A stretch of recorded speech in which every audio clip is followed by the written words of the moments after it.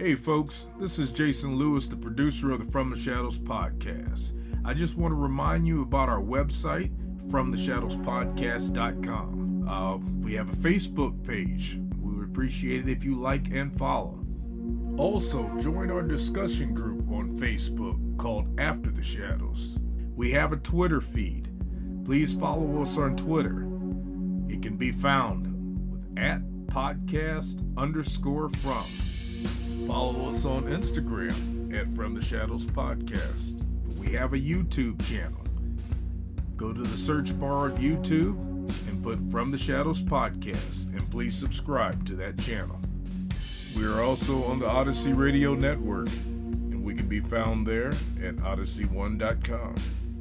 We're still on the traditional podcatchers that everybody loves to listen to us on. We get a lot of feedback, so please rate the podcast and communicate with whether you're on Spotify, Stitcher, TuneIn, Apple Podcasts, Podbean, or Google Podcasts. We're there, and we appreciate it when you leave comments for us. We also have a Patreon page. It can be found at www.patreon.com/From the Shadows. You can receive books, stickers, coffee mugs, and special content just for our Patreon subscribers. Check it out for yourself and see what packages that we have to offer. Well, that's all I have for you right now, folks, and thanks for being a part of the From the Shadows podcast family. So with that being said, let's get this episode started.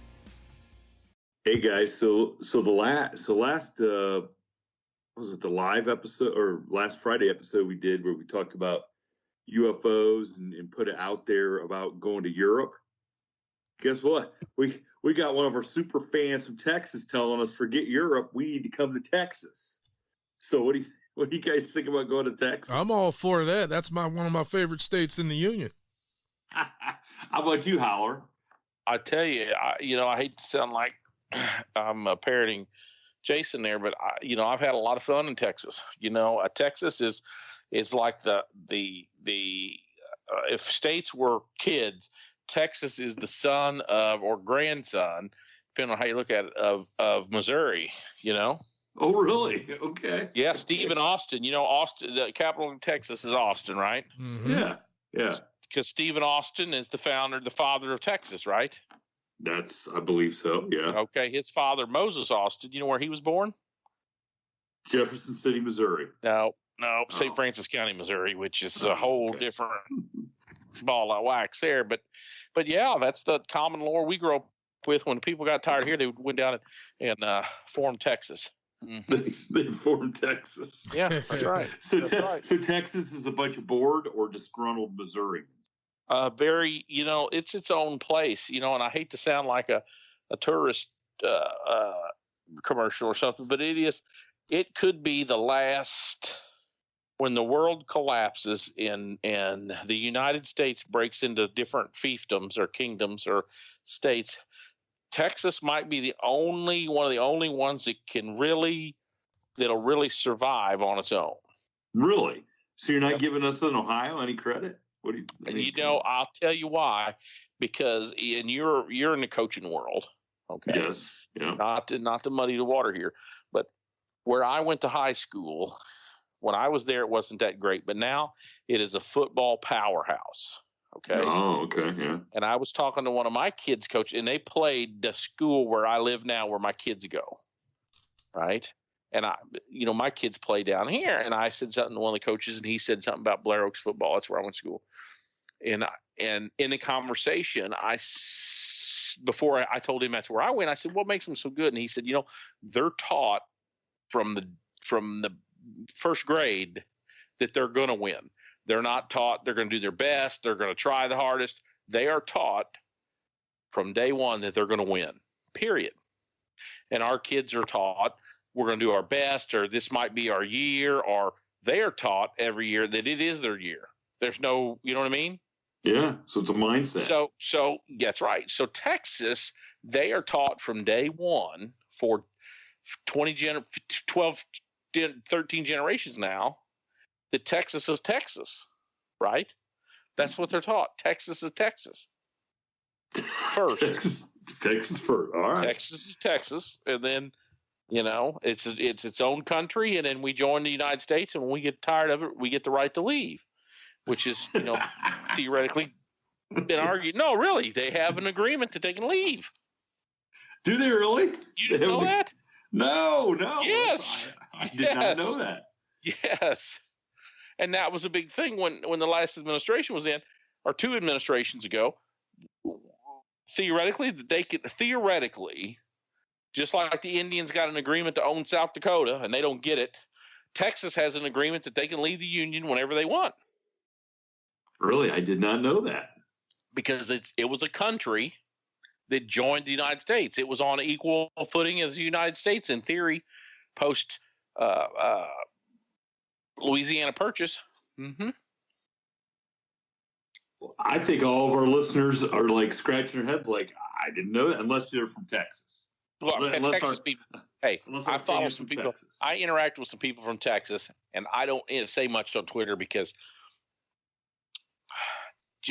you know what I mean? I don't like to have big debates on Twitter because first of all, you don't know anything about them, and they don't really know anything about you, right? Exactly. And it's not like, I tell you the really thing, you can't get in your car and drive over there and smack them if they get too out of hand, right? So it really takes the debate. It takes the respect part out of debate, because if you're debating some dude in the Walmart parking lot, you have to take their capabilities into play. Does that make sense? Yeah, you got to consider if you're smart anyway. Yeah, if you're smart anyway, what line you want to cross. Right. Yeah. How much do you want to belittle this individual because he can walk over here and I use the term smack, open-handed smack.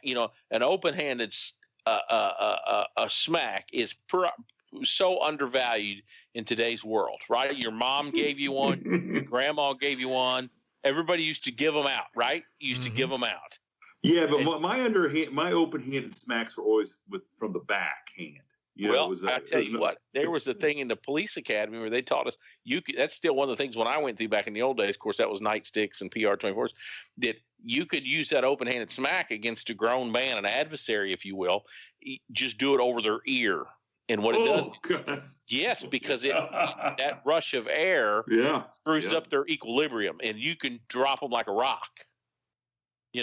No taser, no pepper spray, no pull out your gun and do whatever. Just smack them, But not the last time. The first time I went to Texas, I'm with a friend of mine.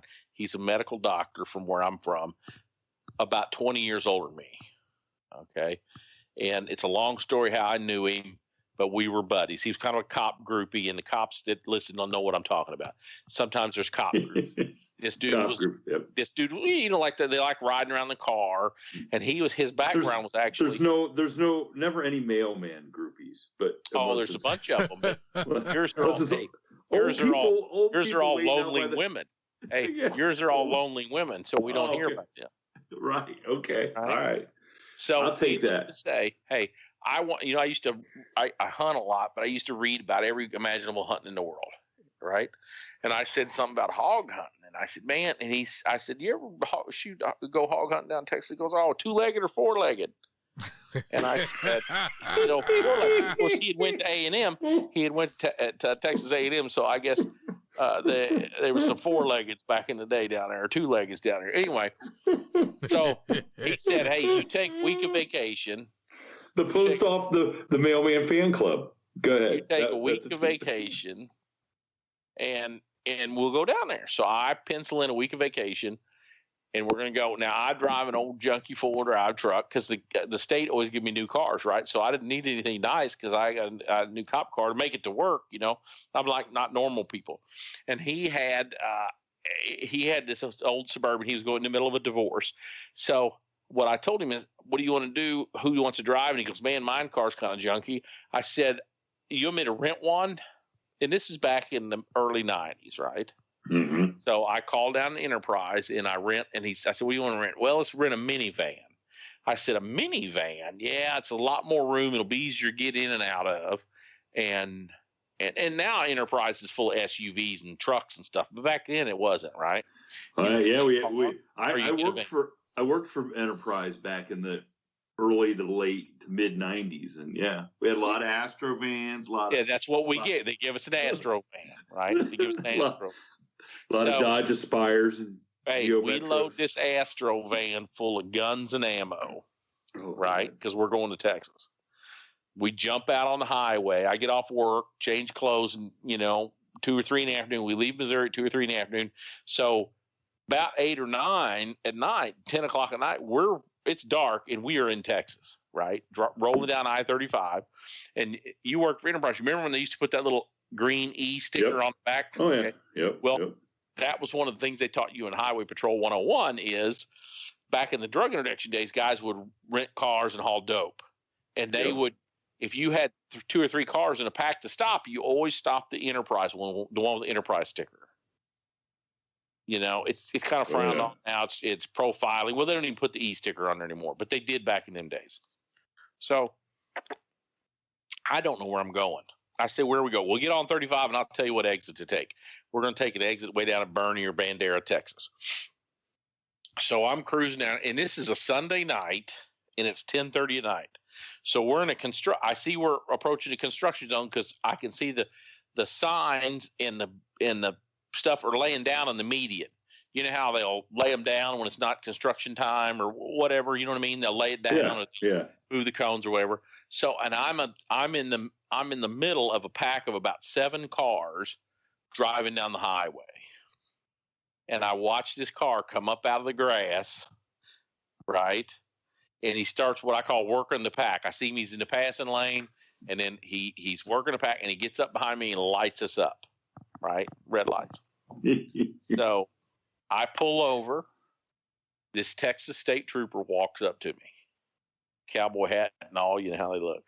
Yeah. You know why I stopped you? I said, I don't know. No, sir. You're going whatever I was, 65 and a 45. I said, 65. He goes, it's a construction zone. And I said, well, the signs are down. Doesn't that mean it's not? That's prima facie. I didn't say prima facie evidence, but I said, that means it's not construction time, right? And he says, where are you headed? So he doesn't answer the question. And I said, I don't know. And I got to look over to my passenger, to Al. I said, hey, where are we going? And Al starts leaning forward and starts telling him through the driver's side window. He immediately tells me to get out of the van. And that's interdiction 101 too, because you separate them. Then I'm going to tell him one story. We're going to Dallas, and he's going to tell him we're going to Kingsville. And you know what I mean? Oh yeah. I understand. He gets me out, asks me, where are you going, son? And I said, I don't know. We're going down here to go hog hunting. Hog hunting? Or first I said hunting. What kind of hunting? There's no season. I said hogs. Okay. 2-legged or 4-legged? And I said both, hopefully. But I was single back in them days. And anyhow, but you don't know where you're going. And I said, no, sir. He told me, who owns the van? I said, it's a rental. Who rented it? I rented it. He told me just get on 35 and he'd tell me which exit to take. Okay, so he's talking on his lapel mic. He walks up there, talks to Al a little bit, starts walking back to me, talks on his lapel mic, and he said, do you have anything in the van you're not supposed to have? And I said, no, sir. And he said, you don't have any contraband, any illegal stuff. And what they're wanting to say is, once I say no about 3 times, he's wanting to say, can we search? Which is what happens. I said, no, sir, no, sir, no, sir, no, sir, no, sir, no, sir. Well, then you don't mind if I take a look, do you? And I said, I do mind. You're not searching my van. Well, who said anything about searching? I said, you said you were taking a look. I said I was, in this trooper goes, I said I was just taking a look. And I said, to me, that sounds like searching. And my forefathers fought and died for those rights on their way to founding Texas. And you can't search my van without a warrant. And he said, well, I have a drug dog coming. And I said, that's cool. He said, "You're still not going to let me search?" And he's kind of being a dick about it a little bit. And I said, "Hey, I know it's interdiction 101." And he goes, "Whoa, whoa, whoa. What do you mean interdiction 101? I said, "You separate us." I said, "You stopped me because you seen the Enterprise E. You know, drugs go east, money goes west. You separate us because I didn't know where we were going. You asked him." I said, "I know how the game's played." And he said, "Oh, and I forgot to tell you, when he was pulling me over, I turned my interior lights on, kept my hand on the wheel." So he said, "How do you know how the game's played?" I said, "I'm a state trooper too. I played this trick on people." I said, "I usually just don't screw with old white people." And he said, "What do you mean you're a trooper?" And I said, "Well, I'm a trooper." He said, "Let me see your badge." And I said, "Well, you know, it's funny you say that because the troopers in Missouri don't have badges. But I had this ID card." Like, what? So I pulled out my ID card and handed it to him. And he looks at it and flips it over 2 or 3 times. And he gets on his lapel mic and calls the dog guy and tells him not to worry about it. He said, "Why didn't you just tell me?" And I said, "Well, I don't know. You might be one of them bad cops. You might be the cartel. I don't know nothing about you guys." And he said, "Well, I can tell you, and anyway, it was like old home week, and he let us go. I mean, we weren't doing anything wrong, but yeah." So number one, if we go to Texas, Yeah. Hey, I get down there. We don't rent a van from Enterprise. Yeah, that's right. No, we don't let Jason drive. Figure out where you're going from. But there was no GPSs back in them days. There's no GPSs back in them days. I could tell about 6 stories on this Texas trip, and most of them are hunting and gun stories. And I don't think I don't think our audience will get the most out of it. But if I was going to say the creepiest places I've been, right? We go out on 10,000 acres. Now in Texas, you can hunt at night. We go out on 10,000 acres. Now that don't sound like much, but I'm telling you, 10,000 acres of Southwest Texas is big. I mean, it's like them dumping you off in Connecticut and telling you, watch out for the trees. So 10,000 acres? What do you mean it doesn't sound like much? I mean, there's 10,000 acres, flat as a pool table. And this rancher goes, "Hey, if you see any goats, you shoot them, but you do not approach them." And he says it serious. A goat? Goats. Okay. He said, "You see any goats, you kill them. Try to remember where they're at, but do not approach them." So we're sitting there calling at night. We're varmint calling for coyotes and stuff. And I'm like, "Dude, what's the deal with the goats?" You know what I mean? Like I keep thinking of what was that was the song, I think, on a Rolling Stones album. Wasn't it Goat's Head Stew or something? Wasn't that an album? Or wasn't it? I don't know about Goat's Head Stew. Well, Goat's Head Stew. Isn't that what it is? Isn't that the album? But I'm telling you, I had there's a family up here where we live that are Mexican, that came up from Mexico and Texas, like, and they said the Sunday meal was goat head. Yeah. So birria. Burrito. Isn't that what it's called, Jason? I don't know. Yeah, birria or birria. So anyhow, so you're out there in the dark, and I mean it's dark. There ain't no street lights. There ain't no nothing. And you play this music. You play these at that time tapes, or we had cutting edge digital sound at that time. And in your lights, stuff is creeping up on you, and you don't know what it is. You know what I mean? It's coyotes. It can be foxes. It can be ringtails. You're seeing shining eyes coming at you, right? And I'm just worried about these goats, right? You just worried about these goats. So finally, the next morning, I got to ask this. So we got hooked up with these places because my buddy Al, the medical doctor, had went to A&M. His roommate in undergrad was a veterinarian. So they call vet school down there pre-med, because when you flunk out of vet school, you end up in med school. And anyhow, he says, well, the University of Texas in that 10,000 acres, and it's high fence. So there's, when you're back in Ohio and people talk about shooting deer inside of a fence or something, well, this ain't 300 acres. This is 10,000. The road they had a road that crisscrossed it. You could take, you know what I mean? Mm-hmm. It was 11 miles worth of gravel road. Wow. So, And there was a fence all the way around. there was a 10,000 acres. 12, 14-foot fence all the way around it. And in the middle, there was 440s. There was 160 acres, double high fenced. And in the middle was the University of Texas had essentially a goat lab in there where they were doing blood work. They were with the goats, you know what I mean? They were giving them, and I'm making stuff up, I don't know, SARS or bubonic plague or tuberculosis, and then they were testing, they were doing testing on goats.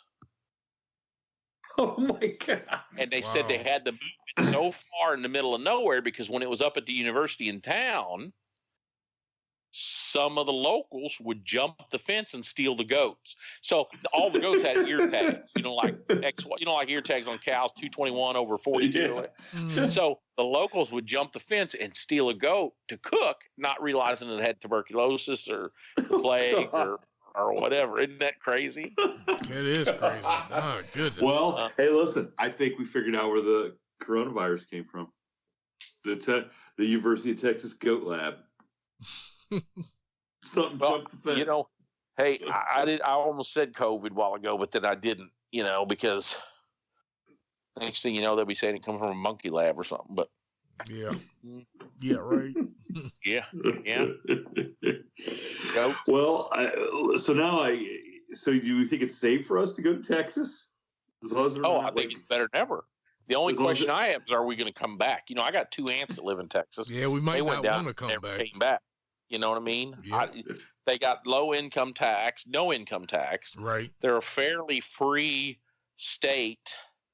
The only thing I'd watch, the dudes from Texas want to fight. Have you ever been around dudes from Texas?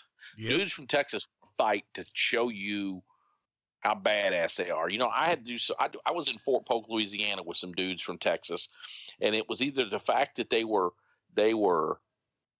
Navy SEALs and they were from Texas, but they wanted to fight everybody to show. Wasn't that more about them being Navy SEALs than these guys from Texas? I mean, doesn't just. I told you a story SEAL. about my mom dropping me on my head, right? Yeah, huh? I told you about my mom dropping me instead of the clothing. You know what I mean? Yeah. My mom was. Yes, I'm going to tell it again for the new listeners.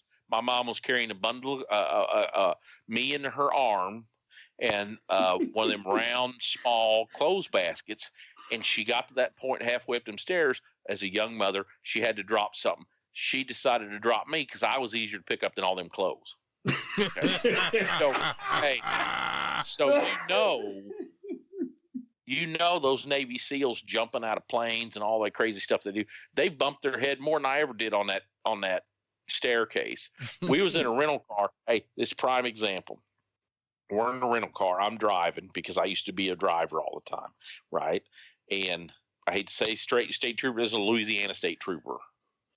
Big black man.